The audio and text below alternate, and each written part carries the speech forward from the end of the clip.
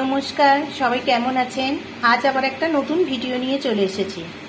আজকে বানাবো মালপোয়া। অনেকে এটাকে ভাজা পিঠেও বলে থাকে।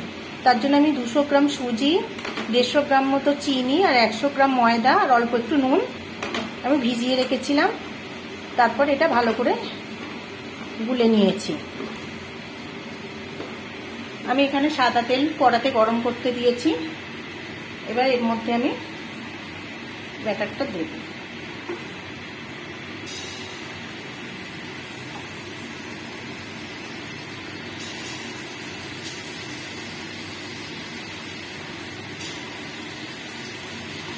এই দেবার সময় গ্যাসটা লো ফ্লেমে রাখুন।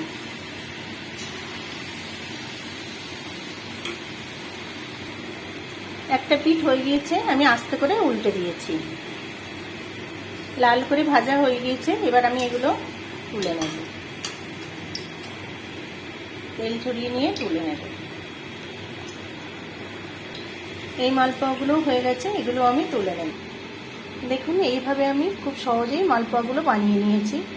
আপনারাও বাড়িতে বানিয়ে ফেলবেন। আর কেমন লাগলো অবশ্যই জানাবেন। সবাই ভালো থাকবেন।